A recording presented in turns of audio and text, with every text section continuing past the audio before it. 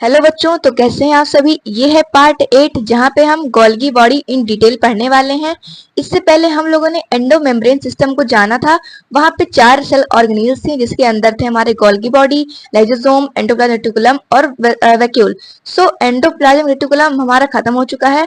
Second cell organelle जो आता है वो है हमारा Golgi body. Discovered by Camillo Golgi in 1898 and ये डेंसली स्टेन्ड होते हैं, form reticular structure around nucleus. Reticular का मतलब होता है नेटवर्क लाइक स्ट्रक्चर, कुछ इस तरीके से हमारे से अरेंज होते हैं न्यूक्लियस के अराउंड अराउंड। और इनका कंपोनेंट क्या क्या है? सिस्टर्नी, ट्यूब्यूल्स, वेजाइकल्स और गोल्गियन वैक्यूल्स। इसी तरीके से हम लोगों ने एंडोप्लाज्मिक रेटिकुलम में भी देखा था कि वहां पे भी सिस्टर्नी, ट्यूब्यूल्स और वेजाइकल्स हुआ करते थे। लेकिन वहां पे जो सिस्टर्नी था वो राइबोसोम के साथ एसोसिएटेड होता था, मतलब कुछ इस तरीके से चिपके हुए होते थे राइबोसोम के साथ। लेकिन यहाँ इस गोल्गी बॉडी के सिस्टर्नी के अंदर राइबोसोम चिपका हुआ नहीं होता है, इसीलिए यहाँ पे कोई प्रोटीन सिंथेसिस नहीं होता है। ये flat disc shape like structure होते हैं। टिब्यूल्स टिब्यूल्स क्या होते हैं? ये भी ट्यूब लाइक स्ट्रक्चर होते हैं। फर्दर ये भी कुछ ना कुछ प्रोसेस करते हैं और ये भी कुछ ना कुछ करते हैं। वहीं हमारे वेजाइकल्स होते हैं, ये भी ईआर में पाए जाते थे और जीव यानी गोल्गी बॉडी में भी पाए जाते हैं। ये राउंड ओवल स्ट्रक्चर होते हैं। Helps in packaging and delivery of materials, मतलब कि जो सिक्रीशन हमारा ईआर से निकलता था, जो कि आरईआर और एसईआर से मिलकर बना होता था। आरईआर देता था हमें प्रोटीन, वहीं एसईआर देता था लिपिड, फैट और स्टेरॉइड हार्मोन। इन सभी के सिक्रीशन को जो ईआर के वेजाइकल्स थे उसके अंदर भर के आते थे। फिर जो हमारे गोल्गी बॉडी के वेजाइकल्स हैं उन सिक्रीशन को लेते हैं, यानी कि ईआर से सिक्रीशन को लेते हैं, उसको मॉडिफाई करते हैं, उसके बाद फिर फर्दर अपना वर्क करते रहते हैं। गोल्गी वैक्यूल्स राउंड स्ट्रक्चर होते हैं। Some of these vacuoles form lysosome. Basically यहाँ गोल्गियन वैक्यूल्स का कहने का अर्थ है वेजाइकल्स ही। इसमें से जो कुछ वेजाइकल्स होते हैं, जब इसके अंदर सिक्रीशन भर जाता है तो उसको बोलने लगते हैं हम लोग वैक्यूल्स, और ये राउंड स्ट्रक्चर होते हैं। और कुछ इसमें से जो होते हैं मॉडिफाई होकर लाइसोसोम बना लेते हैं, जो कि एक अलग सेल ऑर्गेनेल्स कहलाता है।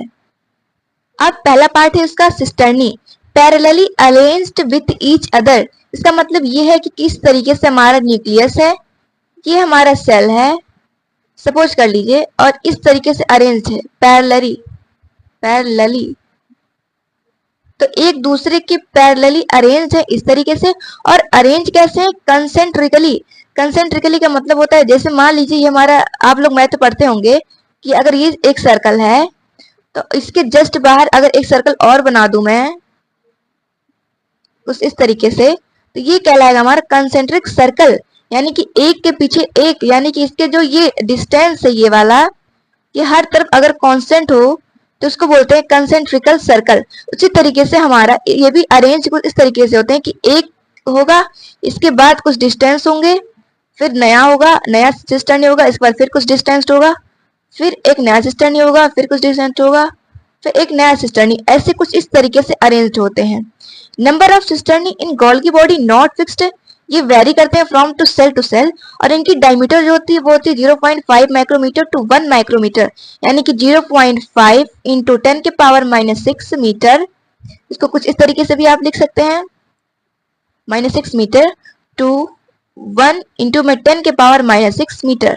अगर ये 10⁻⁻6 में हटा दूं यहाँ पे तो फिर हमारे कहलाने लगता है micrometer.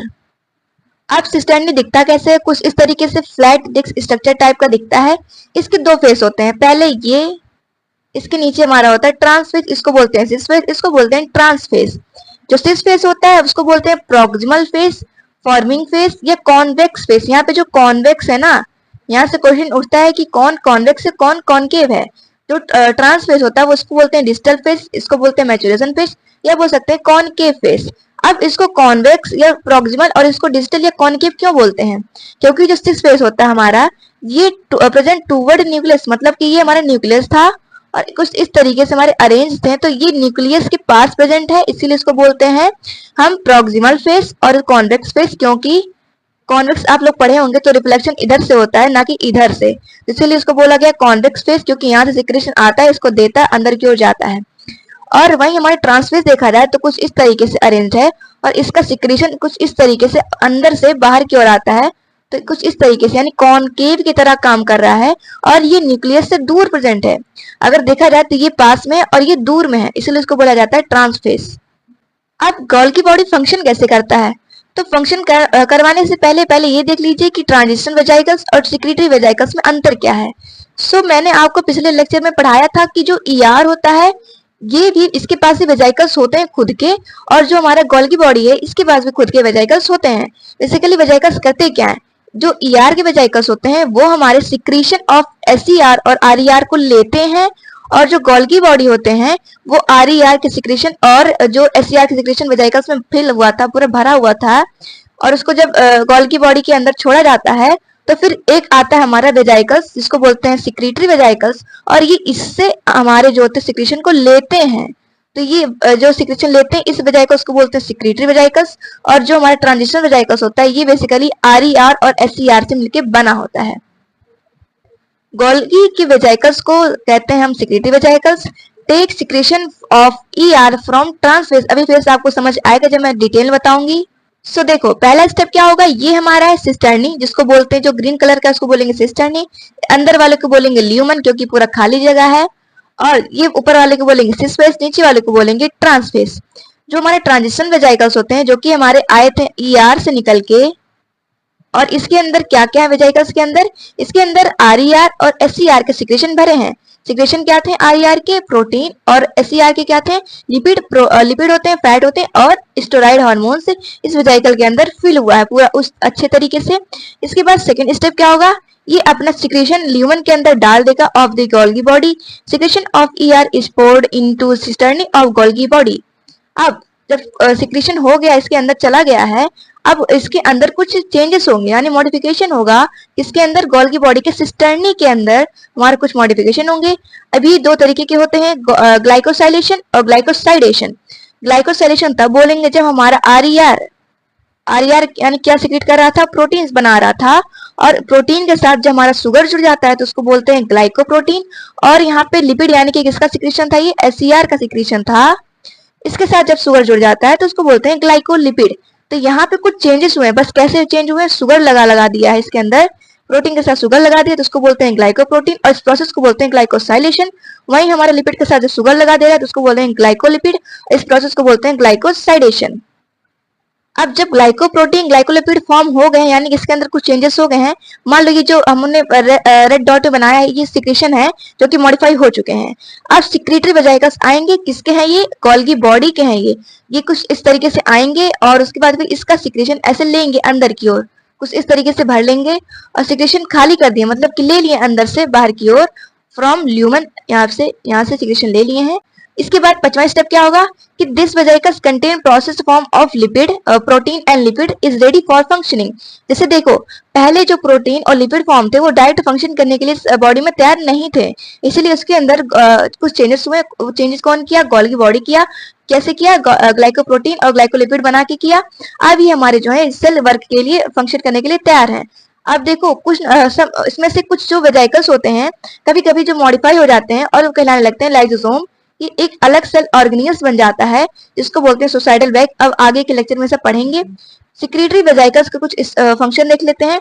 Fuses with plasma membrane for extra cellular works, यानी कि अगर मान लो ये सेल है, इस सेल के अंदर हमारा जो सिक्रेटरी वेजाइकल्स है ये अंदर से पूरा सिक्रेशन भर लिया है और अभी तैयार है फंक्शन करने के लिए, लेकिन इस सेल को जरूरत मान लो नहीं है, दूसरे सेल को जरूरत, इस वाले सेल को जरूरत है, तो ये प्लाज्मा मेम्ब्रेन के साथ जाके चिपक जाएगा और यहाँ से अपने सिक्रेशन को बाहर की ओर भेज देगा और इसके अंदर चला जाएगा। लेकिन मान लो इंटरसेलुलर यानी कि सेल को भी जरूरत पड़ गई तो ये अपना खुद का भी दे सकता है, यानी कि अगर प्लाज्मा मेम्ब्रेन के साथ फ्यूज हो जा रहा है तो बाहर के लिए फंक्शन करेगा, और अगर फ्यूज नहीं कर रहा है प्लाज्मा मेम्ब्रेन के साथ तो इंटरसेलुलर वर्क करेगा, यानी कि सेल के अंदर वर्क करेगा। फंक्शन ऑफ गोल्गी बॉडी क्या है, help in processing and packaging and delivering of material, ये आपको बता दिया है। और देखो पहले होगा प्रोसेस, फिर होगा पैकेज, यानी कि प्रोसेस होगा कैसे, कुछ चेंजेस होंगे उसके अंदर, पैकेजिंग होगा इन द फॉर्म ऑफ वेजाइकल्स, फिर डिलीवरी होगा या तो सेल के बाहर या तो सेल के अंदर।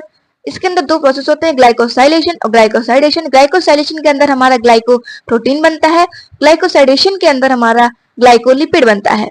Forms phragmoplast in the plant cell during cell division, जब सेल डिवीजन होता है कुछ मान लो ये सेल है तो कुछ इस तरीके से सेल प्लेट फॉर्मेशन कर देता है ताकि ये दो सेल के अंदर डिवाइड हो जाए, लेकिन एनिमल के अंदर नहीं। प्लांट सेल के अंदर डिवीजन के दौरान फेगमोप्लास्ट फॉर्म करते हैं, यानी कि सेल प्लेट फॉर्म कर देते हैं, जिससे हमारे ये जो एक सेल है ये दो सेल के अंदर डिवाइड हो जाता है। Present in root cap help in lubrication. Lubrication का मतलब है कि इससे ये रूट है हमारा और इसके सिक्रेशन ऐसे कुछ किनारे किनारे गोल्गी बॉडी के आ जाते हैं, ताकि ये जो होता है थोड़ा थोड़ा नमी टाइप का हो जाए और आराम से मिट्टी के अंदर, सॉइल के अंदर धंसते चले जाए। क्योंकि अगर लुब्रिकेशन नहीं होगा, यानी कि यहाँ पे कोई प्रोसेस नहीं होगा, तो ये कुछ सूखे सूखे रहेंगे, और जब सूखे सूखे रहेंगे तो जब जमीन के अंदर जाएंगे तो इनके नुकसान होगा, यानी कि इनके जो कुछ इस तरीके से ब्रांचेस ज्यादा देर तक फैल नहीं पाएंगे। लेकिन अगर लुब्रिकेट कर दिया जाएगा तो फिर सॉइल के अंदर आराम से कुछ ऐसे फैलेंगे, अपना रूट बनाएंगे और प्लांट को डेवलप करेंगे। एब्सेंट इन मैच्योर आरबीसी और सीप ट्यूब दो टाइप के होते हैं, फ्लोएम और जाइलम। सो फ्लोएम के अंदर एब्सेंट होते हैं, लेकिन जाइलम के अंदर होते हैं। मैच्योर आरबीसी के अंदर एब्सेंट होते हैं। सो ये रहा हमारा गोल्गी बॉडी। अब अगले लेक्चर में हम लाइसोसोम और वैक्यूल्स को पढ़ेंगे। सो अब मिलते हैं अगले वीडियो में, तब तक के लिए धन्यवाद।